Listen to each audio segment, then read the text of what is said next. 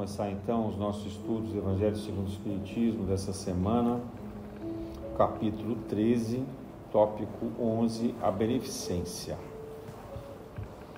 Então nós estamos aqui dentro do capítulo Não saiba a mão esquerda o que faz a direita.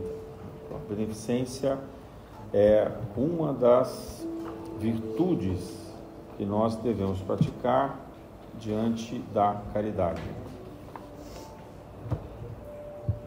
Como pensar a beneficência nos tempos atuais?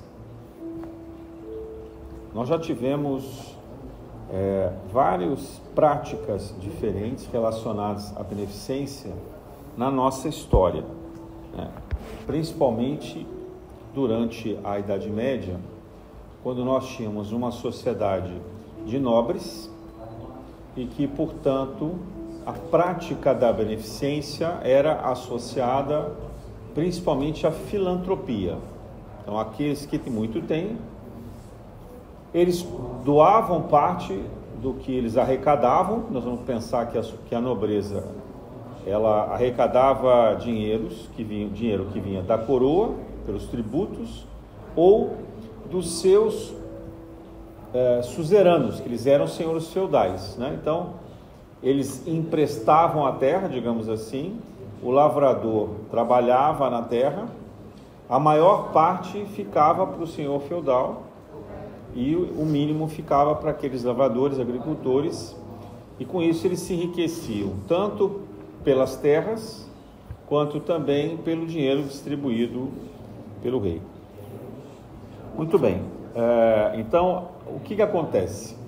O modelo que se instituiu durante a Idade Média era de que os nobres deveriam fazer a caridade para ganhar um lugar no céu, né? E essa é toda a crítica que se tem depois na Reforma Protestante, porque pode parecer bem intencionada, digamos assim, essa doação, esse trabalho de caridade direcionada, mas no fundo, isso acabou virando um jogo de poder. Poder que engrandeceu, enriqueceu a Igreja Católica, desvirtuou completamente a ideia de espiritualidade, que era para que a gente pudesse fazer o bem, para que a gente pudesse viver as virtudes, e, no entanto, com a ideia da confissão, então a pessoa pratica o mal e depois o que acontece? Ela vai no confessionário e pede desculpa, sai da igreja, vai e pratica o mal de novo. E aí a penitência dela é doar um dinheiro para construir, reformar uma catedral, né? Ou então manter um convento, manter uma escola, um orfanato e assim por diante. Então esse conceito de beneficência, ele não é puro, ele não é verdadeiro, ele é interesseiro. Ele sequer pode ser chamado de caridade, ele pode ser chamado de filantropia, porque a filantropia pode ter interesse, mas caridade não. Então o problema da beneficência está nos fins, e não como a gente coloca a beneficência na condição de meios, né? Então, quando os nobres usavam a beneficência para ganhar influência e poder junto ao Vaticano, ao bispado, digamos assim, de modo geral, ou até mesmo numa crença de que eles poderiam ganhar um lugar no céu, isso é um gesto de puro interesse, né? Não é, portanto, um gesto de amor e de fraternidade. Então, como que nós podemos pensar a beneficência no nosso dia? A gente vê ao longo da história algumas pessoas que, mesmo dentro da religião católica, conseguiram transformar essa ideia de beneficência em algo fraterno, em algo verdadeiramente bom. Um exemplo forte disso é São Vicente de Paulo, e criou os vicentinos, que vocês já devem ter ouvido falar, né? Porque até então, na sociedade francesa, era mais comum se ver mulheres fazendo caridade.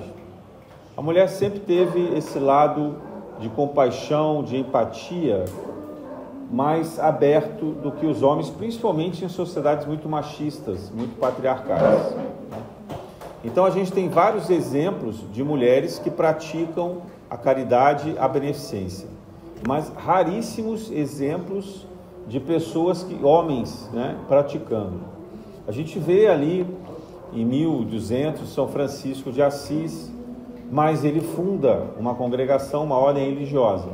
Como prática da pessoa que é leigo na sociedade, a gente acaba não vendo, a gente acaba não percebendo essa atuação de maneira forte, né, intensa. A gente acaba vendo muito mais isso acontecer no nosso, vamos dizer assim, entorno por interesse, que esse é o ponto que eu queria chegar. Então, São Vicente de Paula, ele consegue convencer os homens que eles deveriam também, eles, fazer a caridade sem interesse nenhum, que eles deveriam fazer apenas pelo gesto da beneficência. E isso ganha um peso importante, né? É um dos poucos que a gente vê na história, infelizmente, assim, de grande vulto, de grande envolvimento. A gente vê gestos individuais, alguns nobres, alguns reis, que eles, por atitude individual, faziam e até estimulavam que os seus nomes fizessem.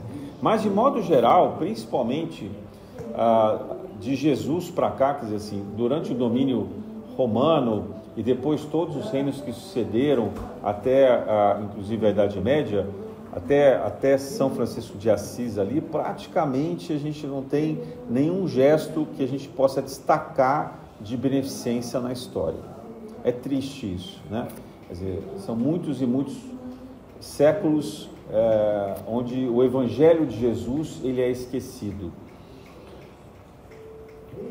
Depois a gente vai avançando na história e a ideia da beneficência ela começa a ser discutida na sociedade como um dever social.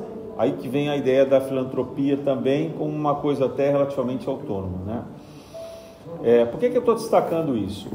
Porque ela entra num processo ético, principalmente ali no Iluminismo, né? 1700 e alguma coisa, depois 1800, a gente começa a ver vários escritores falando sobre isso. A gente também vê místicos, né, na sociedade católica, como Santa Teresa d'Ávila, como São João de la Cruz, né, que valorizam a caridade e driblando, de certa forma, até os interesses ali da Inquisição. Então veja como ainda a gente está em tempos sombrios, né? Nos tempos mais recentes, a gente consegue encontrar exemplo de nobreza conhecido em Santa Isabel da Áustria, que é uma nobre, né, uma rainha que praticava bastante a caridade. Ela era rainha Isabel, virou Santa Isabel da Áustria. Depois a gente vê também a Santa Isabel, esposa de Dom Luís, em Portugal, que é a história tradicional, que ela saía para distribuir dinheiro aos pobres, e ela estava com um cesto de alimentos, e aí os nobres começavam a questionar Dom Luís, que ela desviava dinheiro da coroa para dar aos pobres, criticando-a. Dom Luís, sem ter argumentos, embora ele fosse um homem bom, ele acaba armando um flagrante para ela logo cedo, quando ela estava saindo, e ele a encontra no pátio e pergunta então o que ela levava ali. Ela, na sua fé, ela diz assim: são rosas, né? E a espiritualidade de fato materializa aquela cesta de alimento em rosas. Quando ela tira o pano que cobria o cesto, aparecem ali rosas. Então ela hoje é representada, Santa Isabel de Portugal, com as rosas, né? Porque é esse gesto de transmutação feito pela espiritualidade para que ela não fosse punida pelos nobres, né? E que o marido também não ficasse encurralado. Aí depois desse gesto, Dom Luís acaba dando salvaguardas a ela e ela continua praticando a caridade. Inclusive, nos diz a tradição espírita que ela é a veneranda, né, do livro Nosso Lar. E Dom Luiz também seria um dos ministros. Então, a gente vê isso em alguns aspectos de realeza. Depois a gente começa a ver de novo na Igreja Católica alguns gestos, né, pelas tradições, os beneditinos, esses paulinos, os vicentinos, né, os franciscanos, e a gente começa a ver uma filantropia renascendo dentro do meio religioso. No século XX, Madre Teresa de Calcutá, né, é um exemplo importante, trabalhando principalmente com a miséria da Índia e as doenças crônicas como lepra, né, malária, etc. No Brasil, Irmã Dulce, e assim por diante. Mas vejam, até hoje é muito difícil a gente encontrar gestos verdadeiros, desapegados, desprendidos da fraternidade, da caridade. E até por uma razão boa, porque aquele que pratica de fato a caridade bem intencionado não tem interesse em divulgar. Ele faz da forma correta, né? Faz sem que as pessoas fiquem sabendo. Então, às vezes, a gente tem uma notícia depois do desencarne, né, de que alguém era muito caridoso, distribuía dinheiro sem que ninguém soubesse, e assim por diante. Mas são gestos pontuais. Aonde eu quero chegar? Voltando ali ao iluminismo, né, 1700, 1800, a ideia da beneficência, ela é trazida para o meio social como um dever de Estado. Então, cuidar dos órfãos, cuidar das viúvas, cuidar dos desamparados, passa a ser um papel de atribuição do Estado. Então, na criação do Estado, quando se troca o rei por um governante da República eleito, então esse governante tem também o papel de cuidar do Estado, né? dessas pessoas que têm necessidades especiais. E aí, isso na Europa, principalmente, cresce muito, que passa a se chamar de welfare state, que é o estado de bem-estar social. Funciona lá, tanto que a gente vai, assim, muitos brasileiros até se mudam para lá na aposentadoria, né? Buscar em Portugal, buscar nos países europeus em geral. Benefícios de saúde, de educação. Os países, principalmente os países protestantes, que foram os que mais desenvolveram essa linha, eles de fato criaram benefícios sociais em que se pode viver com alguma tranquilidade. Mas isso serve para aqueles cidadãos. Então, de novo, a pergunta fica, isso é beneficência? Né? Porque na medida em que você exclui o restante, então já deixou de ser beneficência. Passa a ser um regime muito bom, muito bem organizado, social, um dever cívico, mas se distancia da ideia de beneficência. Né? E aí, nos Estados Unidos, em especial, surge a ideia da filantropia. Também não era um interesse genuíno de beneficência, foi difundido principalmente pelos milionários do petróleo, alguns banqueiros, como Rockefeller, ele foi o principal expoente da filantropia, mas onde ele praticava a filantropia se reconhecendo um substituto do Estado e, portanto, ele deveria ter benefícios fiscais, né? Então, ou seja, também interessadamente. Então, assim, eu sou um grande benfeitor, mas eu tenho, em compensação, não pago impostos, né? Esse modelo é bastante comum também no Brasil, né, por intermédio das fundações. A gente vê grandes grupos empresariais, né, famílias donas de muitas empresas que criam as suas fundações e passam a estabelecer nessas fundações meios de auxiliar. Então, cada fundação tem uma vocação. Algumas cuidam de educação, outras cuidam de hospitais, né? No Brasil também foi comum o desenvolvimento das Santas Casas, que eram no início vinculadas à religião católica e depois elas acabam sendo absorvidas pelo SUS. Então hoje Quase nenhuma das santas casas tem mais vínculo religioso, elas têm o nome de Santa Casa, mas a grande maioria delas são instituições filantrópicas, algumas delas muito ricas, como Beneficência Portuguesa, como Einstein, Sírio-Libanês e etc., que não tem nada de caridade, embora se faça atendimento, mas faz porque a lei obriga que 40% da receita delas precisa ser destinado ao atendimento gratuito. Então, assim, falar sobre beneficência na nossa sociedade, eu estou trazendo isso na história, né? É uma coisa muito pontual. A beneficência não é algo que se pratica em todos os lugares, há um convencimento de que se tenha que fazer a beneficência, né? Que é uma, vamos dizer assim, uma conquista civilizatória. Não, infelizmente não. É raro, até hoje é muito raro. Pelo menos a beneficência no sentido evangélico, né? Aquela que é a beneficência desinteressada. E isso nos preocupa, porque se nós não temos um olhar de empatia e de compaixão, alguma coisa está errada no cristianismo. E eu não vou falar só de cristianismo, não. Alguma coisa está errada no conceito de espiritualidade.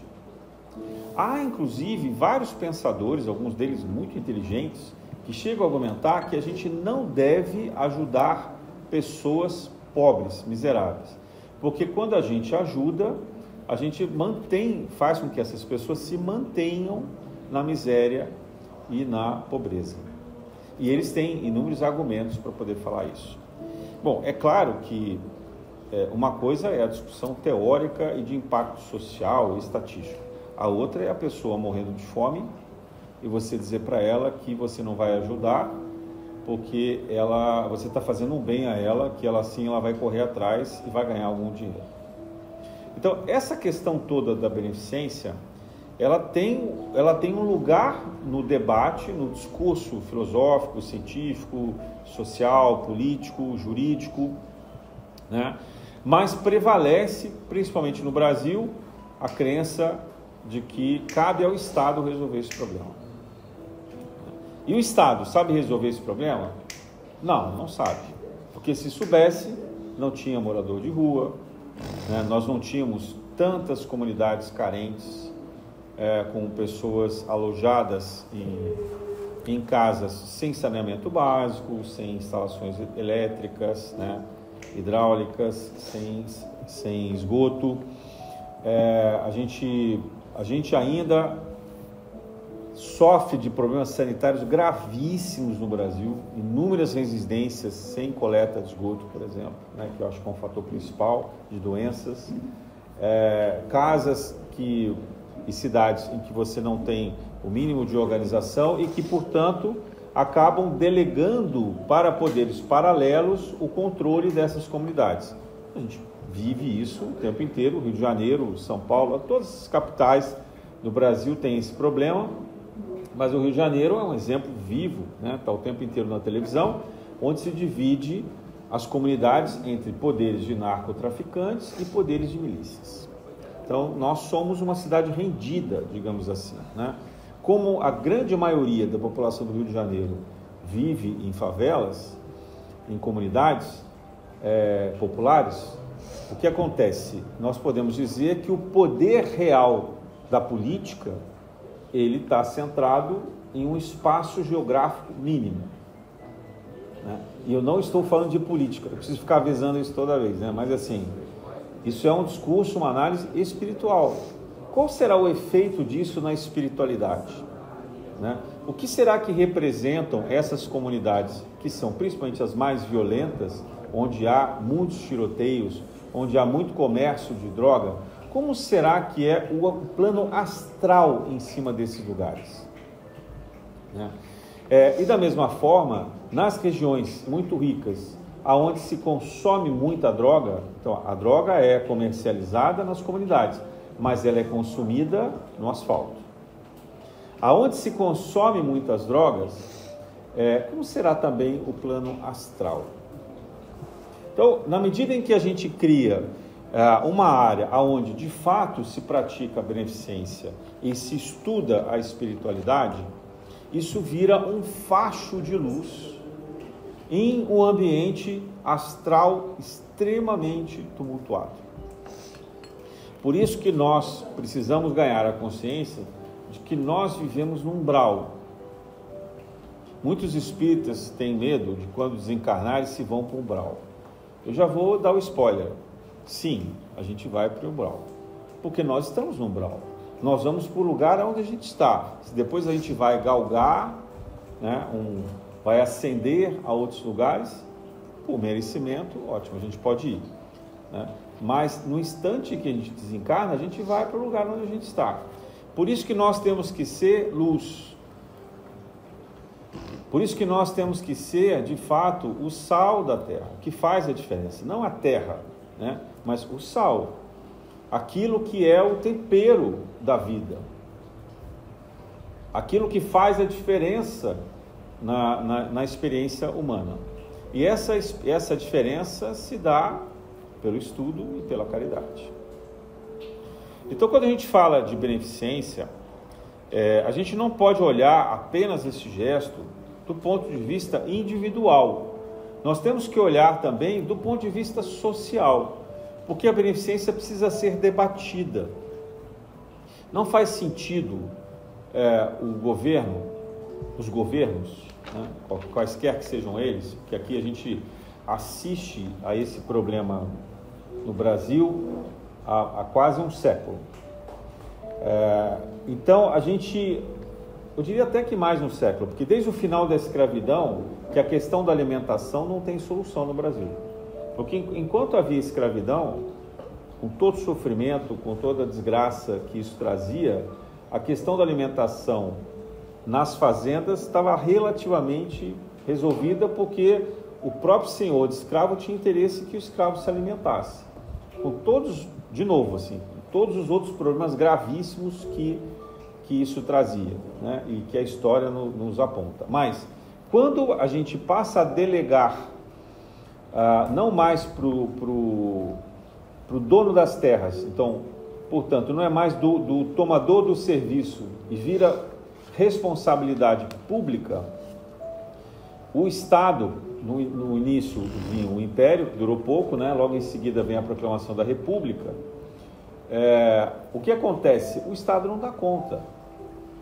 Esses escravos todos, chamados libertos, vão para a praça pública e não tem o que comer, não tem onde dormir, não tem o que fazer, não tem onde morar. E a consequência disso é que o Estado não dá conta, não sabe o que fazer. Alguns são recrutados para o exército, né?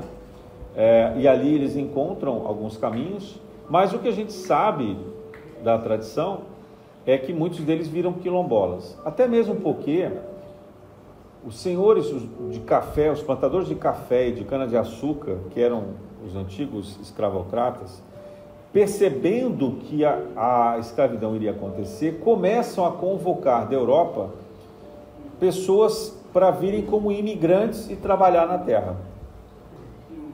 Então, quando os escravos são libertos, os negros são libertos no Brasil, eles não têm emprego, porque eles começam a concorrer com os imigrantes. E esses imigrantes traziam conhecimentos, traziam técnicas, às vezes até tecnologia, de como eles plantavam e cuidavam da lavoura lá na Europa. Eles estavam fugindo das guerras da Europa, né? Vários ciclos migratórios. Em São Paulo, inclusive, do Japão. E depois de vários outros países, né? Mas em geral da Europa, vieram para cá. Então, o escravo brasileiro, que era analfabeto e não tinha a técnica além daquela que o próprio senhor de escravo havia lhe ensinado, ele não consegue concorrer. E o europeu, desesperado, aceita qualquer valor para trabalhar. Então é muito comum a gente ver escravos morrendo de fome, adoentados nas ruas, passando a habitar locais onde a fiscalização não os pegava. Então, onde era isso? Os altos dos morros. Um estudo detalhado sobre os quilombolas no Rio de Janeiro e no Brasil de modo geral aponta locais afastados, onde eles se sentiam seguros, né? O Quilombo de Palmares, que é mais conhecido, né, por nós estudado na escola, era afastado e precisou se armar para se defender, né, porque eles tinham receio dali virar até uma nação independente. Na verdade, a gente tem que lembrar que os pretos vindos para cá tinham as suas próprias nações, que foram, né, retirados de lá à força e perderam os seus laços familiares, seus laços de amizade, assim por diante. Então era natural que eles tentassem reconstruir. Era uma luta legítima de recomeço, digamos assim. Então ali, nesse início então, durante a escravidão não havia beneficência praticamente. No pós-escravidão a gente também não vê praticamente nada de beneficência. Começam a ser criados no início do século XX as Santas Casas, por intermédio das casas religiosas católicas. Então, o movimento católico, de alguma forma, absorve um pouco dessa pobreza, dessa miséria, né? Mas sem muito esforço. Os governos não estavam organizados para isso.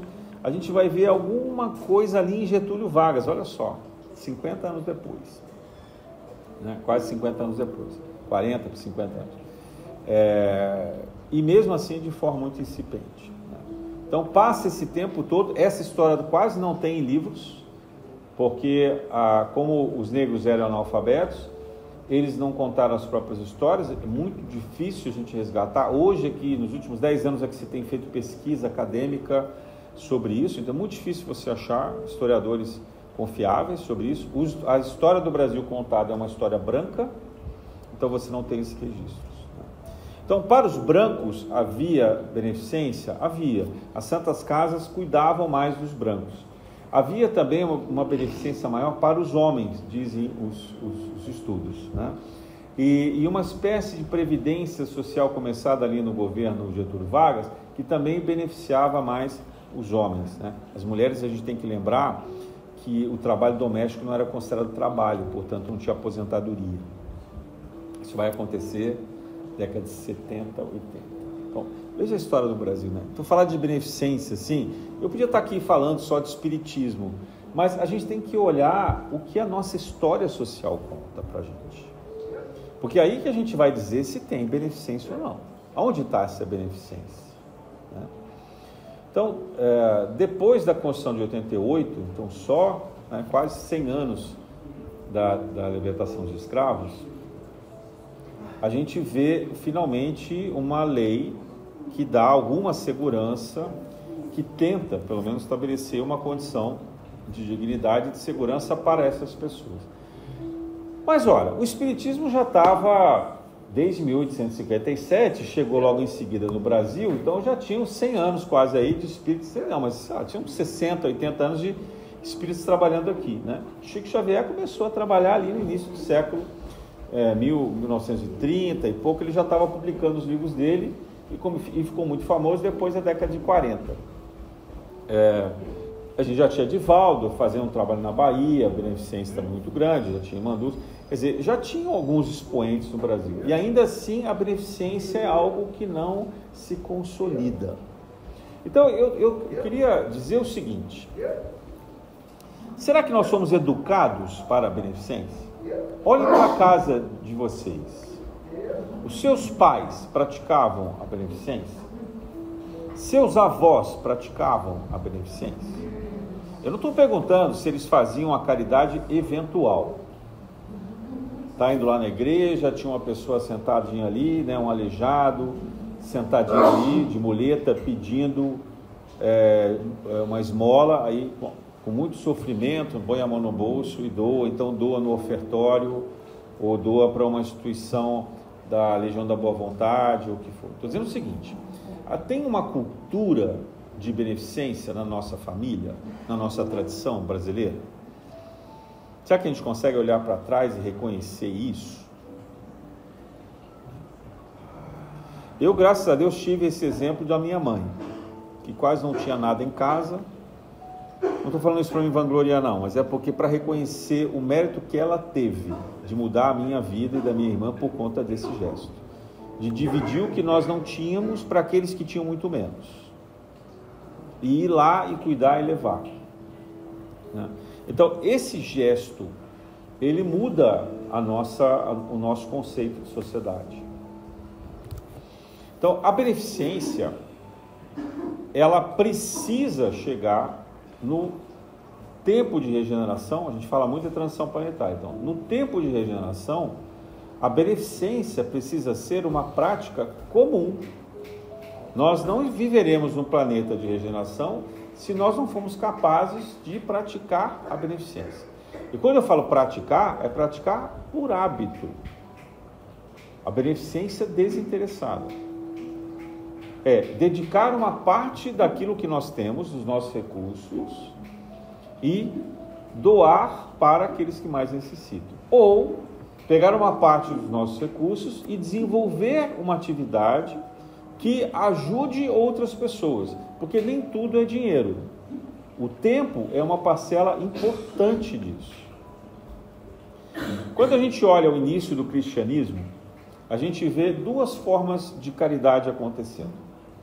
A primeira delas era ali na Casa do Caminho, que foi assim chamada a construção que Tiago e Pedro principalmente fizeram próximo à entrada de Jerusalém para receber aqueles que eram os mais necessitados, que chegavam a Jerusalém buscando algum milagre de cura, de sofrimento, ou que eram expulsos da cidade por serem pedintes. Então, e eles não se anunciavam cristãos, até porque havia uma perseguição constante e eles se ocultavam. Então, eles faziam um trabalho de caridade, não necessariamente de evangelização. Veja a diferença disso. Eles praticavam a prece, praticavam a atividade de meditação, de oração, de agradecimento, etc., entre eles, mas não abertamente. É isso que nos conta a história, né? Por conta da perseguição. Então era um gesto muito voltado para a caridade, inclusive de fazer curas, de fazer imposição de mãos, etc. Era uma casa que foi muito conhecida e muito importante na história do cristianismo primitivo.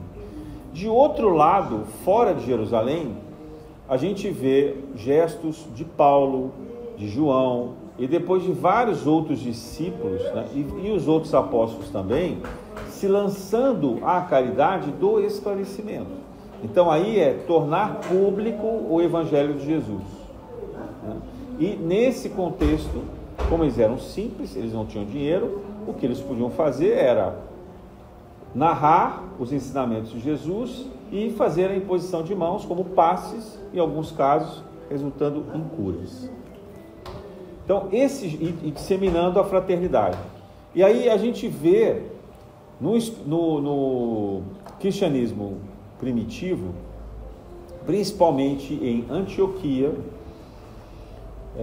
que é ali na Ásia Central. Eu não me lembro agora exatamente qual é o país que ocupa essa região hoje, me desculpa. E lá em Éfeso, que esse eu sei, é a Turquia, né? Eram dois locais onde havia igrejas. A gente chama de igreja porque é mais fácil. Eles não chamavam de igreja não, tá? Naquela época, eles chamavam de outro nome. Eram comunidades primitivas aonde se praticava a beneficência. Na verdade, se praticava a partilha de tudo. Os livros que a gente tem, espíritas que narram esse período, falam de comunidades que partilhavam tudo. Então, todos os recursos, o trabalho, o bem-estar, eles viviam do bem que eles podiam ali oferecer em favor de todos. E também se lembravam dos ensinamentos de Jesus e praticavam entre eles, inclusive com a imposição de mãos, que é o nosso passe, curas e etc. Em Antioquia, essa comunidade cresceu tanto que ela praticamente passou a dominar o poder político da cidade, né? A cidade passou a viver em torno dessa comunidade. Com o passar do tempo, desencarnando os primeiros líderes, né, que eram discípulos diretos de Jesus, aí a segunda, terceira geração começa a misturar a política e a igreja acabou. aquela comunidade acabou. Então, perigo, né, dos jogos de interesse. Nós somos humanos ainda, a gente está num plano de expiação e prova. Não dá para a gente pretender ser perfeito, né? Não dá para criar aquela sociedade alternativa que a gente via nas músicas dos anos 70, né? Até porque os objetivos eram outros ali também, não eram necessariamente evangélicos. Mas, pensando na beneficência, eu diria o seguinte: nós, como espíritas, praticar a caridade individual é um gesto importante, sem dúvida, é um gesto importante, mas praticar a caridade coletiva, que começa a construir na sociedade o conceito de beneficência, essa tem um efeito mais salutar. Por quê? Porque é transformador. Porque as pessoas se assustam com o que a gente faz. Mesmo que a gente não divulgue, as pessoas descobrem que de alguma forma que a gente está fazendo, e isso incomoda. E esse incômodo é bom, porque vai fazer a pessoa pensar se nós somos loucos ou se ela é que deveria mudar a sua forma de ser. E quando a pessoa experimenta o gesto da fraternidade, da caridade, da beneficência, algo no coração dela bate diferente.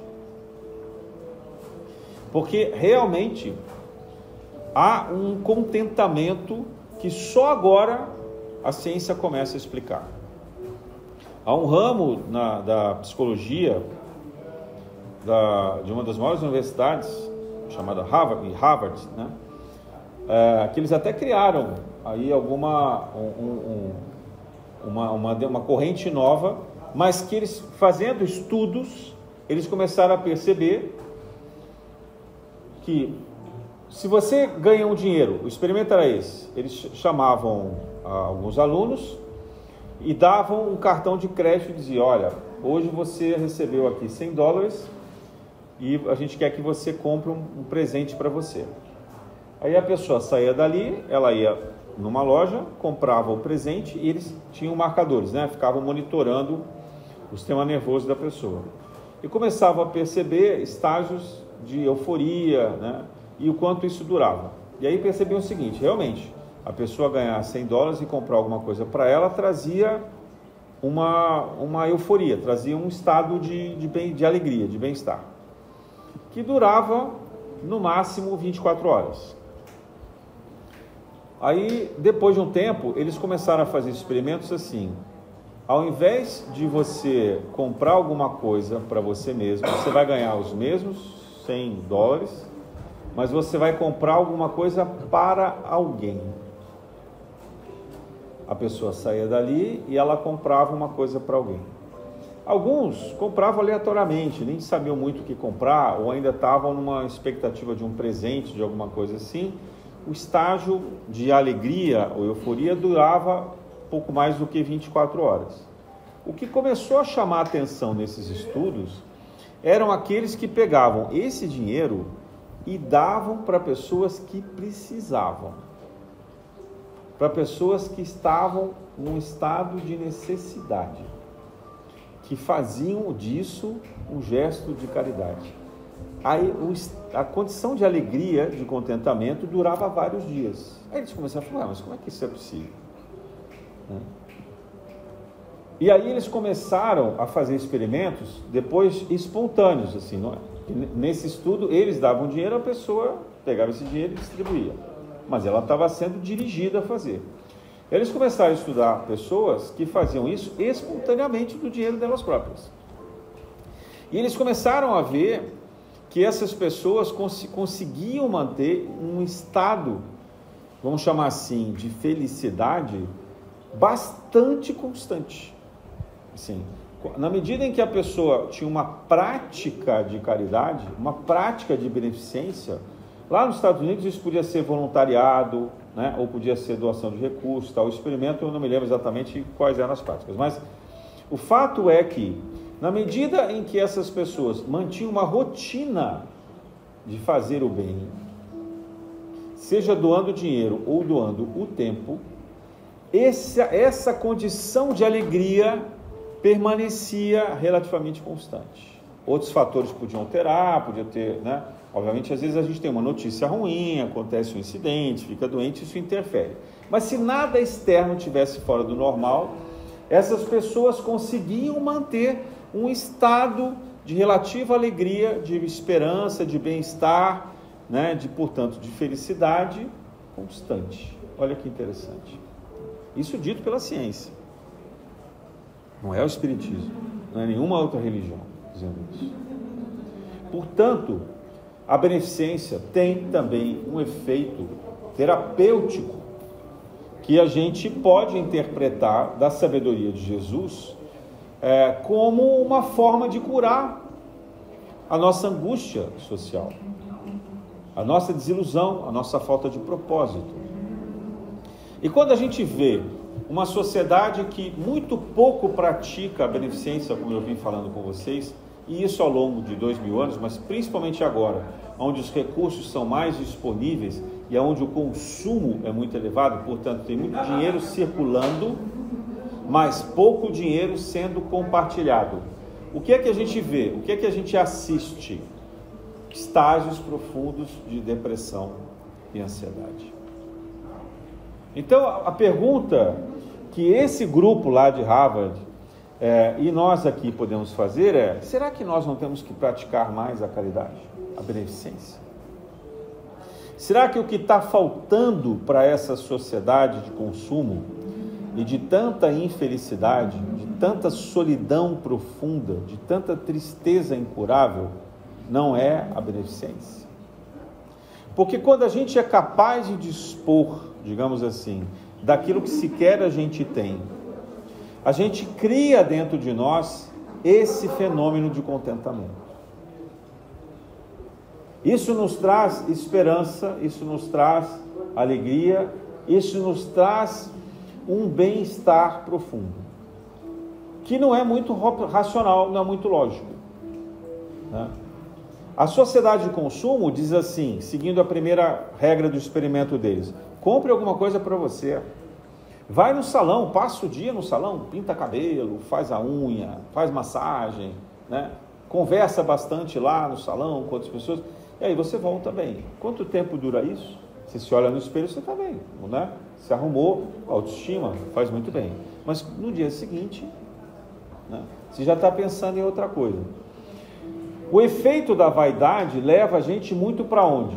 Para os consultórios médicos, para a cirurgia plástica, né? Por isso que a pessoa começa fazendo uma pequena cirurgia, uma pequena intervenção, e daqui a pouco ela vira um cliente permanente. Por quê? Porque ela precisa, ou porque ela está fugindo, né, dessa tristeza profunda, desse vazio profundo dentro dela, e tentando encontrar externamente uma autoestima passageira.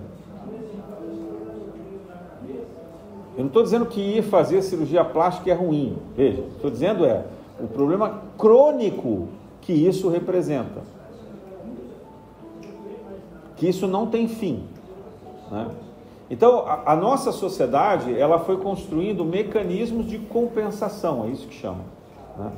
Então, às vezes a gente está no salão, às vezes a gente está no cirurgião, né? Ou no médico suplementando coisas, ou na academia com personal trainer, ou a gente está num restaurante comendo bem, né?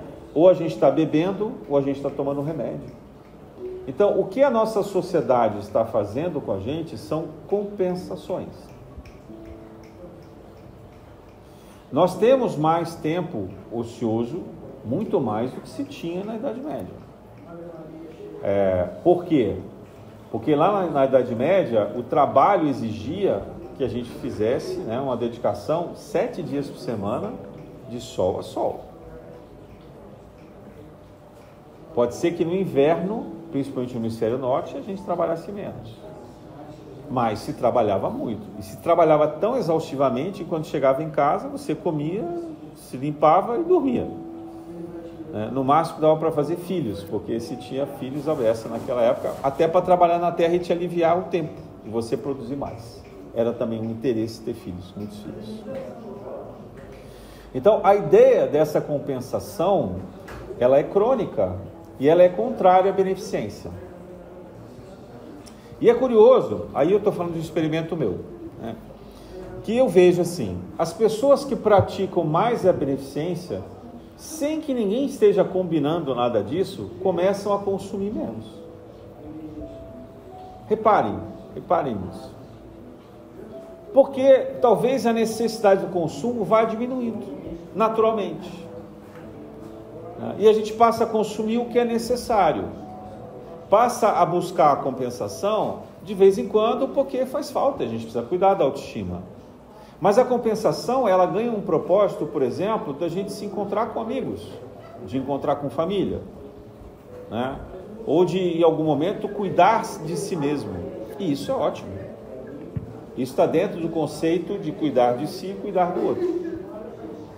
Mas, quando ela é apenas a fuga, então ela está escondendo o mal-estar crônico, que esse mal-estar precisa ser tratado.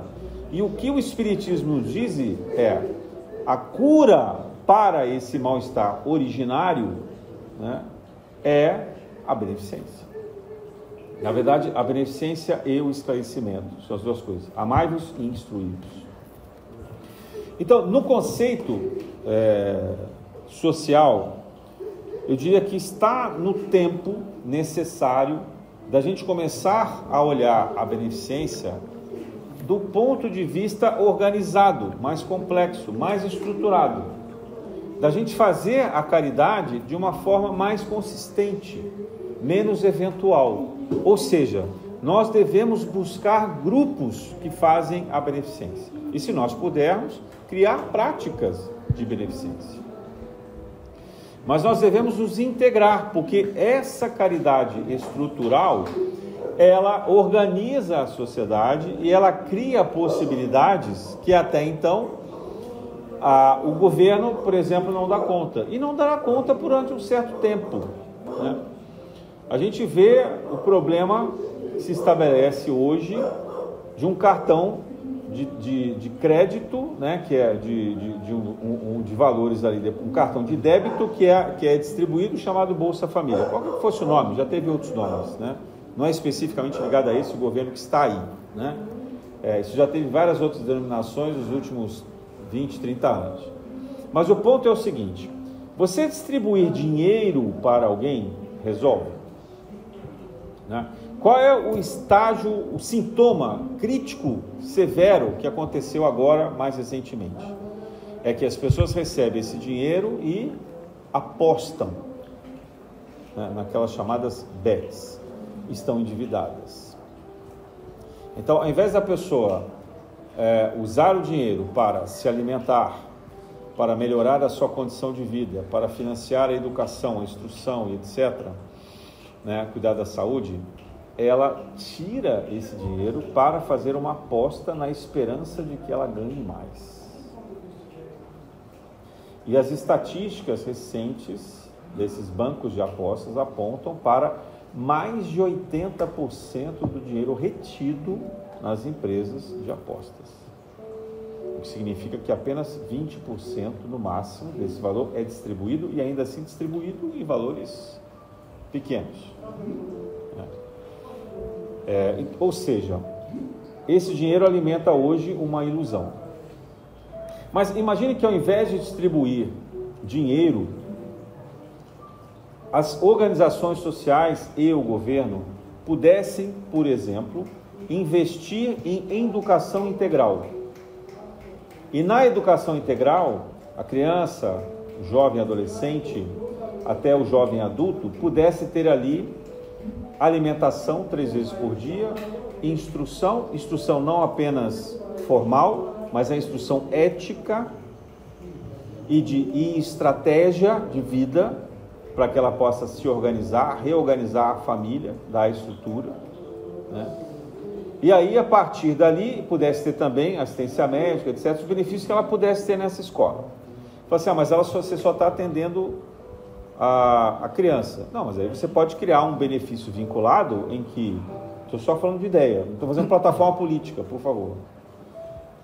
Estou falando do que eu já vi, de programas que deram certo que eu vi, que eu conheço, que eu estudei, porque eu trabalhei com isso também no início da minha carreira.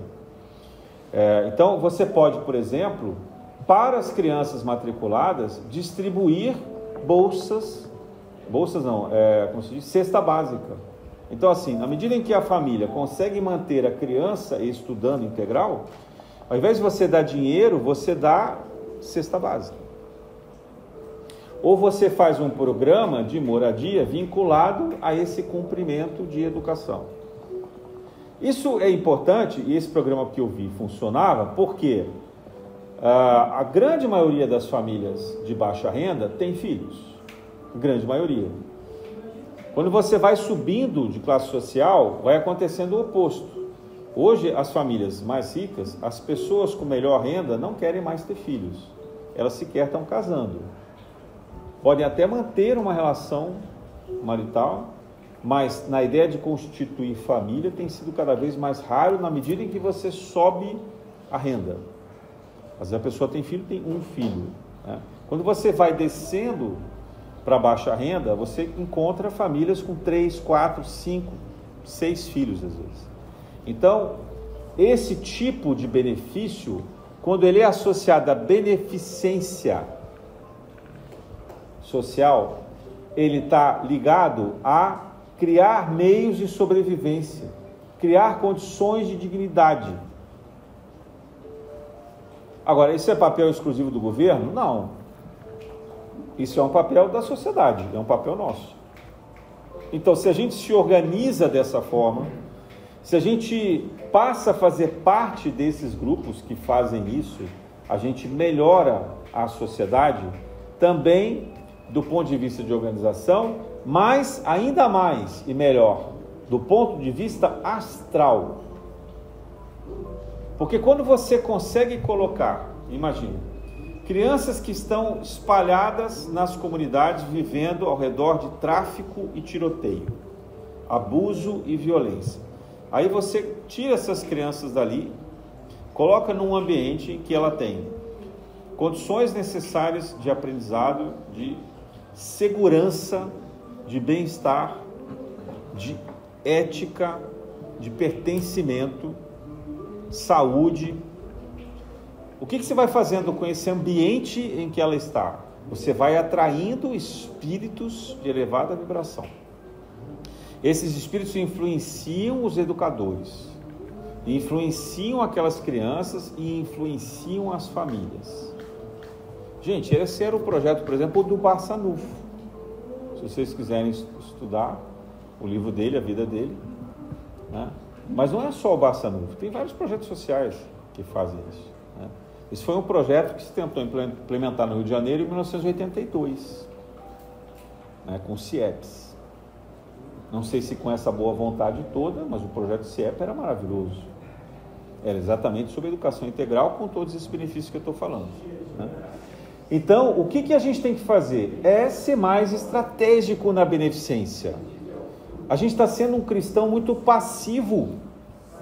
A gente ainda está com aquela ideia medieval de dizer, não, eu vou doar aqui porque eu estou plantando lá no céu, porque eu faço um monte de besteira e eu preciso compensar a minha culpa. Não é disso que nós estamos falando na beneficência.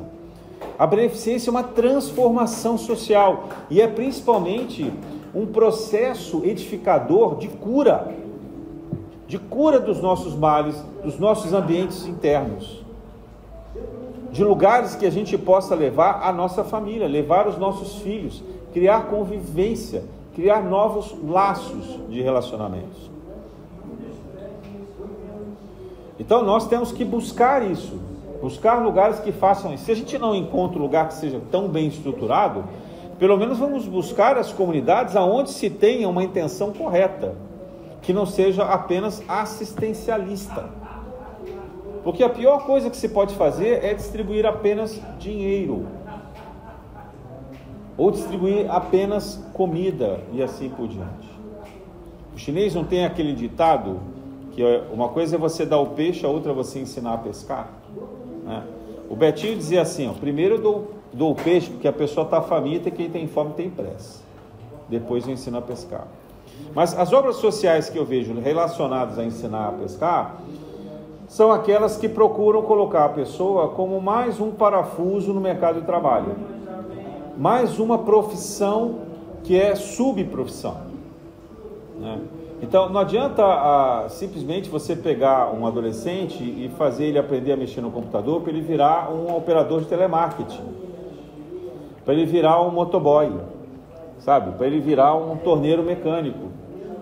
Quer dizer, o processo educacional transformador da beneficência é ensinar essa pessoa a sonhar grande, a ser estratégico, a pensar que ela pode e ela tem o direito de sonhar para ser alguém grande, que se desenvolveu, que estudou numa grande universidade, ou que fez um curso técnico, ou que virou um grande musicista, um grande artista, mas que ela seja plena nas condições que ela traz.